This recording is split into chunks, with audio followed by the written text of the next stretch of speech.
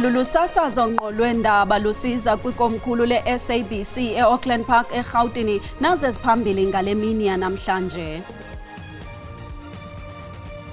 A voter registration weekend on 20 and 21st June 2026. Luza kubanjwa ngempelaveki yomhla wama-21 ubhaliso lwabavoti kumqulu wabavoti kulungiselelwa unyulo lorhulumente basemakhaya.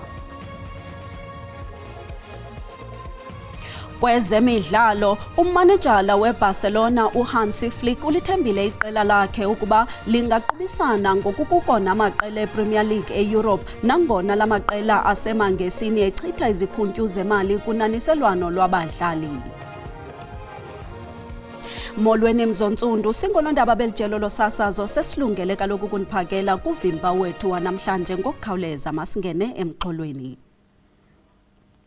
Luza kubanjwa ngempelaveki yomhla wama-21 ubhaliso lwabavoti kumqulu wabavoti kulungiselelwa unyulo lorhulumente basemakhaya oku kubhengezwe yikomishoni ezimeleyo yonyulo kwinkomfa nonondaba ngale ntlazane. Renyomba yokuba abavoti babhalise ze abanye bazijonga amagama abo kumqulu wabavoti ngempelaveki yomhla wama-20 nama-21 kuJuni kulungiselelwa unyulo lorhulumente basemakhaya. Inhloko yesigqeba yekomishoni ezimeleyo yonyulo uMnumzana Simon Mabolo ixelele unondaba ukuba bayakhuthaza abantu balisebenzise lo thuba ukujonga amagama abo kumqulu wabavoti ze babhalise ngokwewadi abahlala kuzo. The Commission hereby announces a voter registration weekend on 20 and 21st June 2026 to maximize registration opportunities closer to where voters reside. Le nkqubo yobhaliso lwabavoti ibaluleke kakhulu kwinkqubo yentando yesininzi. Presentation and publication of the voters' roll, inspection of the roll and the lodging of objections, if any, consideration and adjudication of such objections by the Commission, submission of candidates' nominations and the applicable cut-off times for those processes. Basemakhaya kulindeleke ukuba lubanjwe ngokomthetho phakathi kwenyanga kaNovemba kulo nyaka ukuya ekupheleni kwenyanga kaJanuwari kunyaka ozayo kuba umthetho uthi unyulo malubanjwe zingekapheli iintsuku ezingama-90 liphelile ixesha lesigaba solawulo. Nangona ungekabhengezwa umhla wovoto, ikomishoni ezimeleyo yonyulo ithi sele ililungele olo voto. Inkokheli ye-National Coloured Congress uFadil Adams uza kubuyela okwesibini phambi kwenkundla yesikhawu ephanda izityholo zobukrelemnqa, urhwaphilizo nongenelelo olugwenxa lopolitiko kwinkqubo yezobulungisa. Ukanti le komiti iqale ngokuva ubungqina bomkomishinala wezophando-nzulu uLieutenant General Hilda Sentumule. Kwiveki ephelileyo inkokheli yobungqina ihlabile yayo imibuzo ngakwinkokheli ye-National Coloured Congress uFadil Adams ezisihlandlo sesamalungu epalamente. Lo gama kwandulele ibambela sekela mkomishinala ekufunyanisweni kolwaphulo-mthetho uNjengele Sentumule nodandalazise lakhe icala ngelithi amadokethi wetyala ali-121 ekuxoxwa ngawo ebeKwaZulu-Natala yaye bekungafanele ngabe kwi-ofisi yosekela mkomishinala uNjengele Shadrack Sibiya. The dockets were in KwaZulu-Natal with the PKTT, and I suppose General Khumalo, though he actually had moved, maybe I should clarify this, Chairperson. General Khumalo was the project manager for the PKTT in KwaZulu-Natal, based in KwaZulu-Natal. In 2022, he got promoted to become the DevCom for Crime Intelligence. General Masemula and General Tele agreed that for continuity, General Khumalo should continue with being the PM for the PKTT. So though he was here physically, the team was still based in KwaZulu-Natal and the dockets were in KwaZulu-Natal. kambe ke kuqhubeni kokuphekwa kusephulwa amagosa ngemibuzo ikomiti yesikhawu nanjengoko neenkcukacha zimana ukuthiwa thaca etafileni amalungu eParlamente ajonge ekuzeni nengxelo egqibeleleyo kwiiveki ezimbini. Ukanti ke kusekho nomkomishinala wephondo laKwaZulu-Natal osiza kuvela kanye nenxalenye yabemi abasalindeleke ukuvela phambi komhla wama-31 wale nyanga yoKwindla. Ndimlo Lilitha Ntsundwani kwiindaba ze-SABC. Usomashishini wasemntla-ntshona uMnumzana Suleiman Karim ufake isicelo kwikomishoni kaMadlanga sokuba kuhlehliswe isheshoni yakhe yokunika ubungqina emva kokuba ikomishoni ifumanise imali engaphaya kwesigidi serandi ethubeleza phakathi koKarim, usomashishini otyholwa ngokuba ngungqondongqondo mikhambathi yolwaphulo-mthetho uVusimuzi Khet Matlala kunye noHangwani Maumela ekutyholwa ngokuba waxhamla kwithenda yesibhedlele saseThembisa. Umnumzana Suleiman Karim uyakuphika ukufumana imali engafanelekanga kwithenda yenkonzo yesipolisa kaVusimuzi Khet Matlala. Uthi watyala imali engange-10 million rand kwinkampani kaMatlala iMedicare 24. Utyhola ngelithi uMatlala wathatha ixesha ukumhlawula ze wamhlawula kuphela 1.7 million rand njengenzuzo kutyalo-mali lwakhe. Igqwetha elimele uKarim lifake sisicelo sokuba kuhlehliswe ubungqina bukaKarim Commission kaMadlanga ngentseni yanamhlanje. We do require a stand down to prepare an application for a postponement to inform you about the developments that have led to this. At about 6 o'clock this morning, my attorney received an email from the Commission's attorney, and the email read, "Our instructions are early this morning, flowing from your client's evidence yesterday. An evidence leader was working through the Medicare 24 Shwani accounts to identify inflows from SAPS in the period over which your client had sight of transaction movements on that account." Ukanti kubekho ukujijisana ngamazwi phakathi koJaji Mbuyiseli Madlanga negqwetha likaKarim ngethuba kuthathwa isigqibo sokuba ikomishoni ithathe ikhefu phambi kokuba ibuyele kwakhona kwanamhlanje uqwalasela isicelo sikaKarim. If our inclination is to give you time to consult, what time would you suggest? Mr. Shaskarsin has suggested 45 minutes to an hour. What would you suggest? Chair, I think at least 2 hours, and I'll come back to you if I need more time. But I do want to say, it seems then that you've prejudged an application that Mr. Bana, I take strong exception to that. No. You know, and you are an experienced counsel, you know that judges will engage you during argument, engage you to an extent that you will think they are against you. But in the end, you are surprised that the judgment is in your favor. Engaging counsel has nothing to do with matters being prejudged, and you know that. I don't think that you should take exception. And what I do. Can I respond, Chair?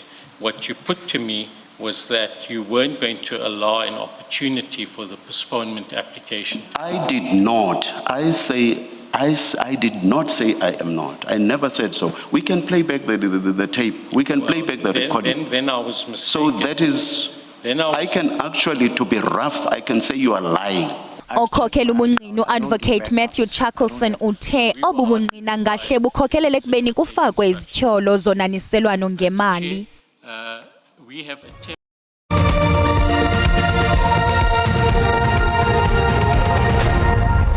Sinamkele kwakhona kwindaba zelijelo uyakwazi ke ukuzibukela kwakhona ezindaba kwijelo leYouTube kuba uthi SABC indaba zesiXhosa ukanti xa ubukele sicela ucofe ulike ze ukuba ukamcofi usubscribe sibongoza wenze njalo ukanti ungalibali ukuba siyafumaneka ezindaba na ku SABC Plus ucofe nje uSABC 1 kwi-app yakho kwinqaku lokuqala September.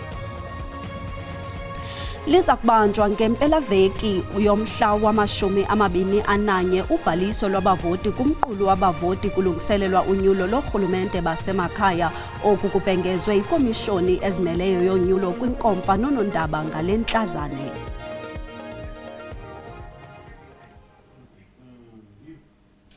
Kwinzame zokuvala umsantsa wokutsala nzima kwezigidi ngezigidi zabantu ekufikeleleni kwinkonzo zokwenza isazisi, isebe lemicimbi yezekhaya liphehlelele inyathelo lokusebenzisana nebhanki iCapitec kweli jikelele. Oku nanjengoko abemi abangaphaya kweminyaka eli-16 abayi-4.4 million kweli bengenazo izazisi.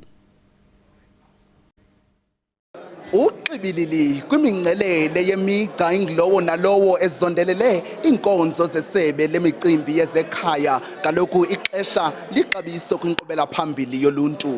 Kungoko ke lamkeleke ngezandla ezishushu inyathelo lokuvulwa kwethuba lokufumaneka kwesazisi iSmart ID ngabula makhumsha ngokusetyenziswa kwabuxhakaxhaka bale mihla ngokubambisana kwebhanka iCapitec nesebe lemicimbi yezekhaya. We want to make that meaningful difference in the communities, especially laba disadvantaged. So into esiyenzayo siqala ngoku-identifya lawo ma-areas lapho khona lungekho khona uncedo lwe-Home Affairs. Then uma beze ebhenki isona isikhathi lapho esikwazi khona ukuthi sibasize. Process yethu iyashesha kakhulu. Ngaphansi kwemizuzu ewu-5 usuke usuqedile, uya ku-self-service terminal, ufike khona, press umuno wakho, sithathe isithombe, then siqhubeke ne-process. Iyashesha kakhulu. Kambe ke usomaqhuzu waseCapitec ubalulele ntshukumo njengengqina inguqu engundoqo kubemi xa amacandelo ohlukeneyo ezijula ijacu ekubeni inyandenye eliqilima.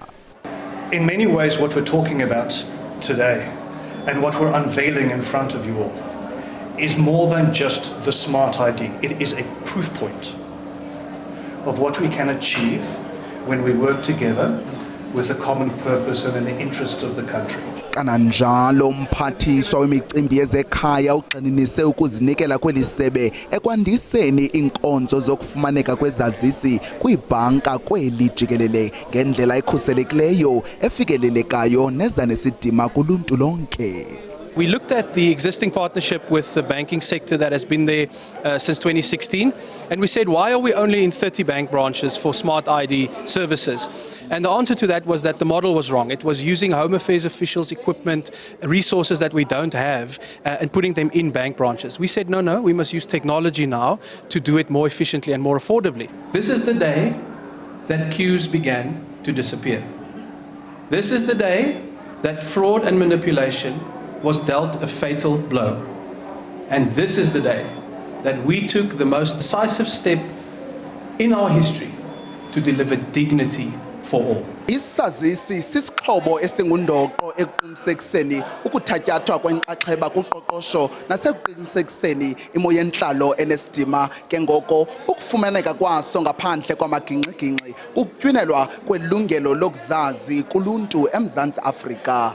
Ndimlo Lilitha Ntsundwani kwiindaba ze-SABC e-Orange Farm eRhawutini. Ijaji yenkundla yomgaqo-siseko edla umhlala phansi uJudge Bess Nkabinde usichithile isicelo segunyabantu lezotshutshiso i-NPA sokuba yohlulwe kwinkokheli zobungqina kuphando luchopheleyo yena Judge Nkabinde esithi esi sicelo asinantsingiselo kwaye asizukunceda nganto koluphando. Uphando lukaJudge Nkabinde luphanda ukulungela isikhundla komlawuli wezotshutshiso eGauteng onqunyanyisiweyo uAdvocate Andrew Chauke. Clearly, the NPA's spirited argument disregards the nature of the inquiry proceedings and its attitude seeks to favor a particular cause. The NPA's claim, if successful, will be unhelpful to the inquiry.